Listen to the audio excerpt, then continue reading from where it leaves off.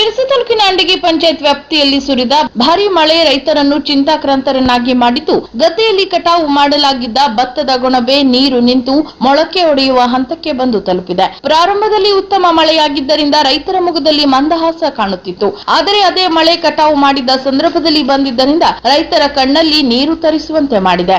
ಆದ್ದರಿಂದ ಸ್ಥಳೀಯ ಜನಪ್ರತಿನಿಧಿಗಳು, ಸಂಬಂಧಪಟ್ಟ ಅಧಿಕಾರಿಗಳು ರೈತರಿಗೆ ಪರಿಹಾರ ತಕ್ಷಣಕ್ಕೆ ಒದಗಿಸಲು ಮುಂದಾಗಬೇಕು ಎಂದು ಬಿಜೆಪಿ ಶಿರಸಿ ಗ್ರಾಮೀಣ ಮಂಡಳ ಕಾರ್ಯದರ್ಶಿ ಗಜೇಂದ್ರ ನಾಯ್ಕ ಕಿರುವತ್ತಿ ಅವರು ಆಗ್ರಹಿಸಿದ್ದರು. ಅದರಂತೆ ಶಿರಸಿ ತಾಲೂಕಿನ ದೊಡ್ಡನಳ್ಳಿ ಮತ್ತು ಅಂಡಗಿ ಪಂಚಾಯಿತಿ ವ್ಯಾಪ್ತಿಯ ರೈತರ ಗದ್ದೆಗಳಿಗೆ ಎಎಸ್ಆರ್ ವಿಮಾ ಕಂಪನಿಯ ಪ್ರತಿನಿಧಿ ಕಾವ್ಯ ಹಾಗೂ ಕೃಷಿ ಇಲಾಖೆ ಅಧಿಕಾರಿ ಕೆಶಿನ್ಮನೆ ಅವರು ಭೇಟಿ ನೀಡಿ ಪರಿಶೀಲನೆ ನಡೆಸಿದ್ದು, ಇವರಿಗೆ ನರೇಬೆಲ್ ಸೊಸೈಟಿ ಅಧ್ಯಕ್ಷರಾದ ಎಸ್ಎನ್ ಹೆಗಡೆ ಮಾಹಿತಿ ನೀಡಿದ್ದಾರೆ. ಆದ ಹಾನಿಯ ಒಂದು ಅರ್ಜಿಯನ್ನ ಕೊಟ್ಟಿದ್ದರ ಮೇರೆಗೆ ನಾವು ಅದೇ ಒಂದು ಮಾಹಿತಿಯನ್ನ ಇನ್ಶೂರೆನ್ಸ್ ಕಂಪನಿಗೆ ಕಳಿಸಿದ್ವಿ. ಅವರು ಸಹಿತ ಈಗ ಕ್ಷೇತ್ರ ಭೇಟಿಗೆ ಇನ್ಶೂರೆನ್ಸ್ ಕಂಪನಿಯವರು ಬಂದಿದ್ದಾರೆ. ಆ ರೀತಿ ಮಾರ್ಗಸೂಚಿಯ ಪ್ರಕಾರ ಈ ಒಂದು ಹಾನಿಯ ಪ್ರಮಾಣವನ್ನ ಅಂದಾಜಿಸಿ ಅಲ್ಲಿ ಮೇಲ್ಗಡೆ ಇನ್ಶೂರೆನ್ಸ್ ಕಂಪನಿಯವರು ಕಳಿಸಿ ಆದಷ್ಟು ರೈತರಿಗೆ ಪರಿಹಾರ ಎಷ್ಟು ಮಾರ್ಗಸೂಚಿಯ ಪ್ರಕಾರ ಬರ್ತದೆಯೋ ಅದನ್ನ ಒದಗಿಸ್ಲಿಕ್ಕೆ ನಾವು ಪ್ರಯತ್ನ ಮಾಡ್ತೀವಿ. ನಾವು ರಿಪೋರ್ಟ್ ನ ಮೇಲೆ ಆಫೀಸಿಗೆ ಹಾಕ್ತೀವಿ. ಬೆಳೆ ನೋಡಿದ್ವಿ, ಎಲ್ಲ ಆಲ್ಮೋಸ್ಟ್ ಬಂದಿದೆ. ಓಕೆ, ನಾವು ರಿಪೋರ್ಟ್ ಮಾಡಿ ಕಳಿಸ್ತೇವೆ. ಕಳೆದ 25 ವರ್ಷಗಳಿಂದ ದಲಿತ ಸಾಹಿತಿಗಳನ್ನು ಗುರುತಿಸಿ ಅವರಿಗೆ ಗೌರವಿಸುತ್ತಿರುವ ಸುಭಾಷ್ ಕಾನಡೆ ಅವರ ಸೇವೆಯನ್ನು ಭಾರತೀಯ ದಲಿತ ಸಾಹಿತ್ಯ ಅಕಾಡೆಮಿ ಸ್ಮರಿಸಿದೆ. ದೆಹಲಿಯ ಪಂಚಶೀಲ ಆಶ್ರಯದಲ್ಲಿ ನಡೆದ ಅಕಾಡೆಮಿಯ 40ನೆಯ ರಾಷ್ಟ್ರೀಯ ಸಮ್ಮೇಳನ ನಡೆದಿದ್ದು, ಈ ವೇದಿಕೆಯಲ್ಲಿ ಸುಭಾಷ್ ಕಾನಡೆ ಅವರಿಗೆ ಪ್ರೊಫೆಸರ್ ಎಂಬ ಬಿರುದು ನೀಡಿ ಗೌರವಿಸಿತು. ಇನ್ನು ಸುಭಾಷ್ ಕಾನಡೆ ಅವರು ಕೈಗಾ ಅಣು ವಿದ್ಯುತ್ ಘಟಕದಲ್ಲಿ ಸಾರ್ವಜನಿಕ ಸಂಪರ್ಕ ಅಧಿಕಾರಿಯಾಗಿದ್ದರು. ಜನಸಾಮಾನ್ಯರನ್ನು ಕೈಗಾ ಅಣು ಘಟಕದ ಒಳಗೆ ಕರೆದೊಯ್ದು ಅಲ್ಲಿನ ವಿದ್ಯುತ್ ಉತ್ಪಾದನೆಯ ಬಗ್ಗೆ ಅವರು ಅರಿವು ಮೂಡಿಸುವ ಕೆಲಸ ಮಾಡುತ್ತಿದ್ದರು. ವಿಜ್ಞಾನಿಗಳು ಹಾಗೂ ವಿದ್ಯಾರ್ಥಿಗಳ ನಡುವೆ ಸಂವಾದ ಕಾರ್ಯಕ್ರಮ ಆಯೋಜಿಸಿ ಅನುಮಾನಗಳನ್ನು ಬಗೆಹರಿಸುತ್ತಿದ್ದರು. ವೈಜ್ಞಾನಿಕ ಮನೋಭಾವನೆ ಬೆಳೆಸುವುದಕ್ಕಾಗಿ ಅವರು ಶ್ರಮಿಸಿದ್ದರು. ಅಲ್ಲದೆ ಕೈಗಾದಲ್ಲಿ ಅಖಿಲ ಭಾರತ ನೌಕರರ ಸಂಘದ ಅಧ್ಯಕ್ಷರಾಗಿದ್ದಾಗ ಕರ್ತವ್ಯದ ವೇಳೆ ಸಾವನ್ನಪ್ಪಿದವರ ಕುಟುಂಬಕ್ಕೆ ನೌಕರಿ ಕೊಡಿಸಲು ಹೋರಾಟ ನಡೆಸಿದ್ದರು ಹಾಗೂ ವರ್ಗಾವಣೆಯಾಗದೆ ಅನ್ಯಾಯಕ್ಕೆ ಒಳಗಾದವರಿಗೆ ನ್ಯಾಯ ಕೊಡಿಸಿದ್ದರು. ಈ ಎಲ್ಲದರ ನಡುವೆ ದಲಿತ ಸಾಹಿತ್ಯ ಹಾಗೂ ಬರಹಗಾರರನ್ನು ಸಹ ಸುಭಾಷ್ ಕಾನಡೆ ಅವರು ಗುರುತಿಸಿದ್ದರು. ಜಾನಪದ ಕಲಾಕಾರರು ಸೇರಿ ಕವಿತೆ, ಕತೆ, ಕಲೆಗಳನ್ನು ಕ್ರೋಢೀಕರಿಸಿ ಅಕಾಡೆಮಿ ಹಾಗೂ ಕಲಾವಿದರ ನಡುವೆ ಸೇತುವೆಯಾಗಿದ್ದರು. ಪ್ರತಿ ವರ್ಷ ಸುಮಾರು 60 ಕಲಾವಿದರನ್ನು ಕರೆದೊಯ್ದು ಅಕಾಡೆಮಿಯಿಂದ ಪ್ರಶಸ್ತಿ ಕೊಡಿಸುತ್ತಿದ್ದರು. ಅವರ ಈ ಎಲ್ಲಾ ಸಾಧನೆ ಗಮನಿಸಿದ ಅಕಾಡೆಮಿ ಈ ಬಾರಿ ಸುಭಾಷ್ ಕಾನಡೆ ಅವರಿಗೆ ಬಿರುದು ನೀಡಿ ಗೌರವಿಸಿದೆ. ದಲಿತ ಸಾಹಿತ್ಯ ಅಕಾಡೆಮಿಯ ಬೆಳವಣಿಗೆಗೆ ಸುಭಾಷ್ ಕಾನಡೆ ಅವರು ಶ್ರಮಿಸಿದ್ದನ್ನು ಅಕಾಡೆಮಿ ಅಧ್ಯಕ್ಷ ಸುಮನಾಕ್ಷರ ಈ ವೇಳೆ ಶ್ಲಾಘಿಸಿದರು. ಅರಣ್ಯವಾಸಿಗಳ ಕಾನೂನಾತ್ಮಕ ಮೂಲಭೂತ ಹಕ್ಕಿಗೆ ಚ್ಯುತಿ ತರುವ ದೃಷ್ಟಿಯಲ್ಲಿ ಕಾರ್ಯನಿರ್ವಹಿಸಿದ ಅರಣ್ಯ ಸಿಬ್ಬಂದಿಗಳ ವಿರುದ್ಧ ಕಾನೂನು ಕ್ರಮ ಜರುಗಿಸಬೇಕು. ಅರಣ್ಯವಾಸಿಗಳ ವಿರುದ್ಧ ಮನ ಬಂದಂತೆ ವರ್ತಿಸಲು ಅರಣ್ಯವಾಸಿಗಳು 2ನೇ ದರ್ಜೆ ನಾಗರಿಕರಲ್ಲ ಎಂದು ಅರಣ್ಯ ಭೂಮಿ ಹಕ್ಕು ಹೋರಾಟಗಾರರ ವೇದಿಕೆ ಅಧ್ಯಕ್ಷ ರವೀಂದ್ರ ನಾಯ್ಕ ಅವರು ತಿಳಿಸಿದ್ದಾರೆ.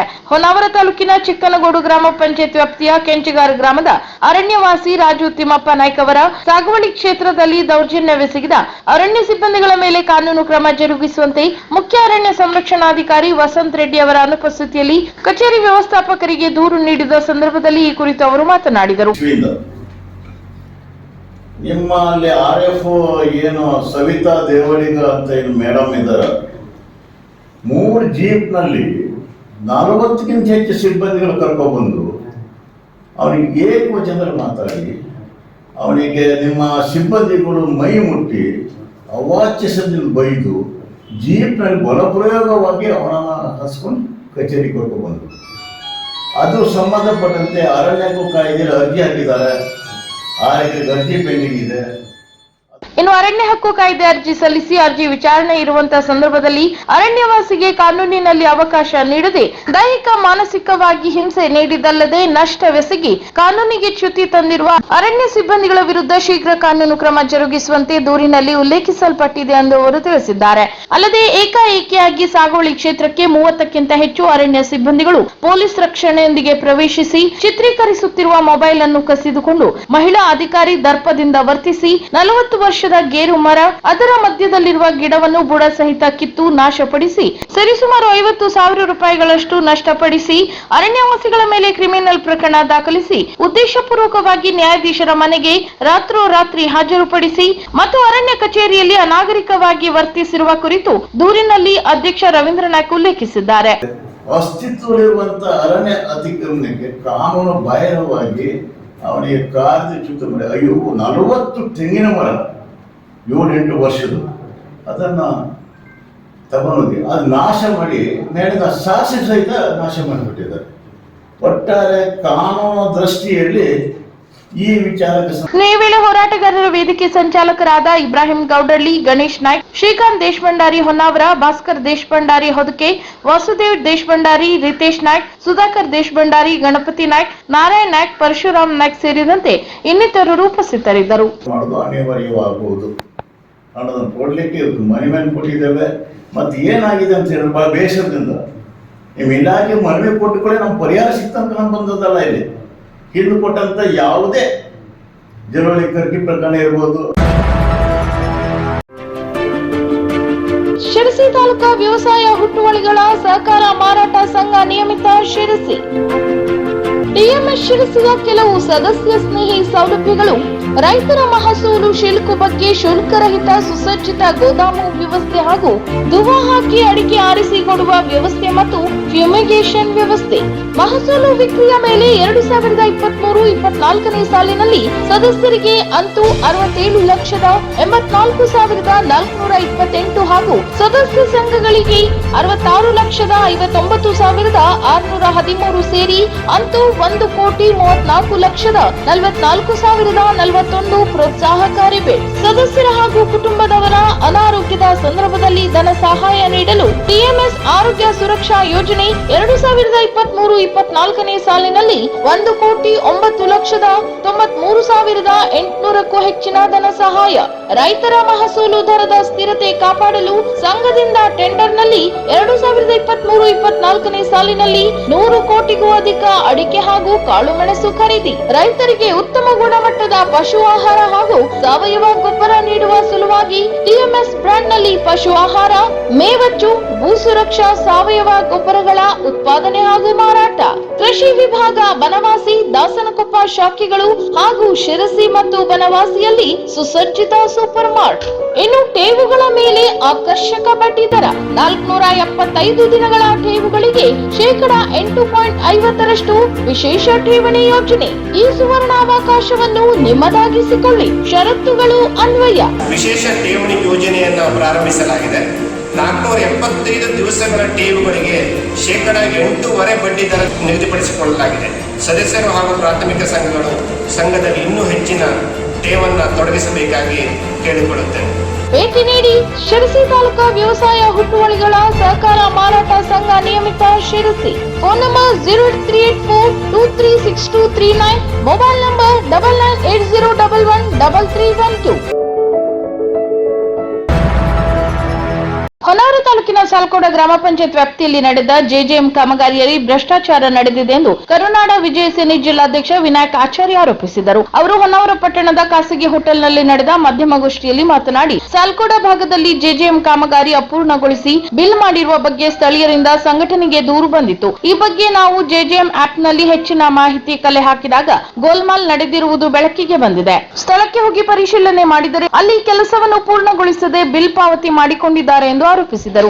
ಈ ಬಗ್ಗೆ ಪ್ರಧಾನಮಂತ್ರಿ ಕಾರ್ಯಾಲಯಕ್ಕೆ, ಎಡಿಜಿಪಿ ಅವರಿಗೆ, ಮುಖ್ಯಮಂತ್ರಿಯವರಿಗೆ, ಲೋಕಾಯುಕ್ತಕ್ಕೆ ಮನವಿ ನೀಡುತ್ತೇವೆ ಎಂದರು. ಇದರಲ್ಲಿ ಚುನಾಯಿತ ಜನಪ್ರತಿನಿಧಿಗಳು, ಅಧಿಕಾರಿಗಳು ಶಾಮೀಲಾಗಿದ್ದಾರೆ. ಇನ್ನು ಸಾಲ್ಕೋಡ ಗ್ರಾಮ ಪಂಚಾಯತ್ ಸದಸ್ಯರೊಬ್ಬರಿಗೆ ಈ ಕುರಿತು ಕರೆ ಮಾಡಿದಾಗ ಇದರಲ್ಲಿ ಏನು ಅವ್ಯವಹಾರ ಆಗಿಲ್ಲ ಎಂದು ಸಬೂಬು ಹೇಳಿದ್ದಾರೆ ಎಂದರು. ಇನ್ನು ಸಂಘಟನೆ ಜಿಲ್ಲಾ ವಕ್ತಾರ ಶ್ರೀರಾಮ್ ಹೊನ್ನಾವರ ಮಾತನಾಡಿ, ಜೆಜೆಎಂ ಕಾಮಗಾರಿ ಮುಗಿದಿದ್ದಲ್ಲಿ ಎಲ್ಲೆಲ್ಲಿ ಟ್ಯಾಪ್ ಕುಳಿಸಿದ್ದಾರೆ ಎನ್ನುವುದನ್ನು ಗುತ್ತಿಗೆ ಪಡೆದ ಕಂಪನಿಯವರು ಬಹಿರಂಗಪಡಿಸಬೇಕು. ಸುಳ್ಳು ದಾಖಲೆ ಸೃಷ್ಟಿಸಿ ಕಾಮಗಾರಿ ನಡೆಸಿದ್ದಾರೆ.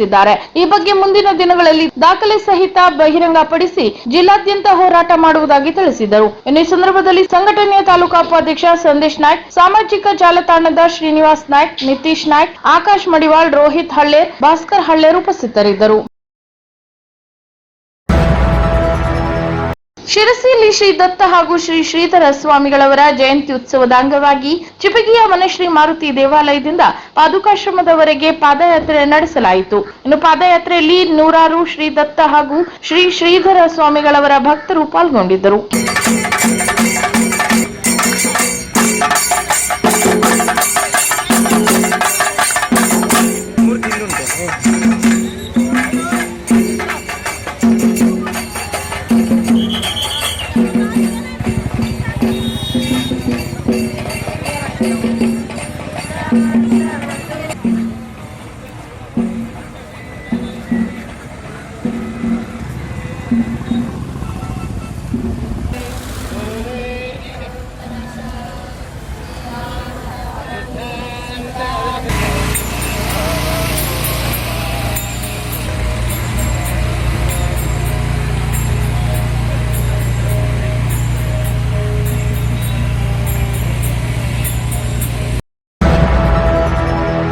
ಶಿಕ್ಷಕರು ಕೊನೆ ತನಕವೂ ವಿದ್ಯಾರ್ಥಿಯಾಗಿದ್ದು ಹೊಸ ವಿಷಯಗಳನ್ನು ಕಲಿಯುತ್ತಿರಬೇಕು. ಆಗ ವರ್ಗದ ಕೋಣೆಯಲ್ಲಿ ಕಲಿಸುವಿಕೆಯಲ್ಲಿ ನಾವೀನ್ಯತೆ ಬರಲು ಸಾಧ್ಯ ಎಂದು ಆಶಾ ಕಿರಣ ಟ್ರಸ್ಟ್ ಅಧ್ಯಕ್ಷ ಡಾಕ್ಟರ್ ರವಿ ಹೆಗಡೆ ಹೂವಿನ ಮನೆ ತಿಳಿಸಿದರು. ಅವರು ಸಿದ್ದಾಪುರದ ಜೆಎಂಆರ್ ಅಂಧ ಮಕ್ಕಳ ವಸತಿ ಶಾಲೆಯ ಸಭಾಮಂದಿರದಲ್ಲಿ ತಾಲೂಕಿನ ಪ್ರೌಢಶಾಲಾ ಆಂಗ್ಲ ವಿಷಯ, ಗಣಿತ ವಿಷಯಗಳ ಬೋಧನಾ ಶಿಕ್ಷಕರ ಕಾರ್ಯಾಗಾರ ಉದ್ಘಾಟಿಸಿ ಮಾತನಾಡಿದರು. ಇನ್ನು ಕ್ಷೇತ್ರ ಶಿಕ್ಷಣಾಧಿಕಾರಿ ಎಂಎಚ್ ನಾಯ್ಕ್ ಮಾತನಾಡಿ, ನಮ್ಮ ಬೋಧನೆಯಲ್ಲಿ ಹೊಸ ಸಂಗತಿಗಳ ಅಳವಡಿಕೆ ಅಗತ್ಯ. ಇಂದು ಸ್ಪರ್ಧಾತ್ಮಕ ಯುಗದಲ್ಲಿ ವಿದ್ಯಾರ್ಥಿಗಳನ್ನು ಸಿದ್ಧತೆಗೊಳಿಸುವಾಗ ತಂತ್ರಜ್ಞಾನ, ವಿಷಯ ನಾವೀನ್ಯತೆ ತೀರಾ ಅಗತ್ಯ. ಶಿಕ್ಷಕರು ಇದನ್ನು ಸಂಗ್ರಹಿಸಿಕೊಂಡು ಬೋಧಿಸುವಂತಾಗಲಿ ಎಂದು ತಿಳಿಸಿದರು. ಇನ್ನು ಲಯನ್ಸ್ ವಲಯ ಅಧ್ಯಕ್ಷೆ ಶ್ಯಾಮಲಾ ಹೆಗಡೆ ಹೂವಿನ ಮನೆ ಮಾತನಾಡಿ, ಶಿಕ್ಷಣ ಎಂಬುದು ನಿಂತ ನೀರಲ್ಲ, ನಿರಂತರವಾಗಿ ಜ್ಞಾನದಾರಿ ಹರಿದು ಬರಬೇಕು ಎಂದರು. ಇನ್ನು ಕಾರ್ಯಕ್ರಮದಲ್ಲಿ ಲಯನ್ಸ್ ಕ್ಲಬ್ ಅಧ್ಯಕ್ಷ ಎಜಿ ನಾಯ್ಕ್, ದೈಹಿಕ ಶಿಕ್ಷಣ ಪರಿವೀಕ್ಷಣಾಧಿಕಾರಿ ಎಂವಿ ನಾಯ್ಕ್, ಲಯನ್ಸ್ ಜಿಲ್ಲಾ ಚೇರ್ಮನ್ ಸತೀಶ್ ಗೌಡರ್, ಕೋಶಾಧ್ಯಕ್ಷ ಆಕಾಶ್ ಹೆಗಡೆ, ಸಂಪನ್ಮೂಲ ವ್ಯಕ್ತಿಗಳಾದ ಧರ್ಮಾನಂದ್ ಭಟ್ ಸೇರಿದಂತೆ ಇನ್ನಿತರರು ಉಪಸ್ಥಿತರಿದ್ದರು.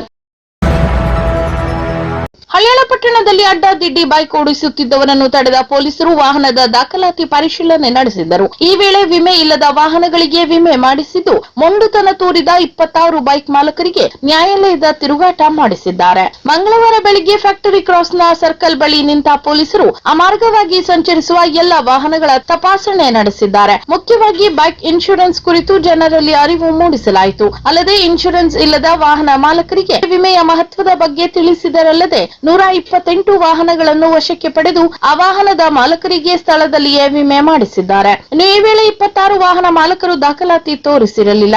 ವಾಹನಕ್ಕೆ ವಿಮೆ ಮಾಡಿಸಲು ಸಹ ಒಪ್ಪಲಿಲ್ಲ. ದಂಡ ಪಾವತಿಗೆ ಸಹ ಅನುಮಾನ ವ್ಯಕ್ತಪಡಿಸಿದರು. ಹೀಗಾಗಿ ಅವರ ವಿರುದ್ಧ ಪ್ರಕರಣ ದಾಖಲಿಸಲಾಯಿತು. ಬೈಕಿನ ಬಗ್ಗೆ ನ್ಯಾಯಾಲಯಕ್ಕೆ ವರದಿ ಸಲ್ಲಿಸಿ ವಾಹನ ಮಾಲಕರನ್ನು ಅಲ್ಲಿಗೆ ಕಳುಹಿಸಿಕೊಟ್ಟರು. ದಾಖಲೆ ಒದಗಿಸಲು ನಿರಾಕರಿಸಿದ ವಾಹನ ಮಾಲಕರ ಬೈಕ್ಗಳನ್ನು ಟ್ರ್ಯಾಕ್ಟರ್ ಮೂಲಕ ಠಾಣೆಗೆ ಸಾಗಿಸಿದ್ದಾರೆ.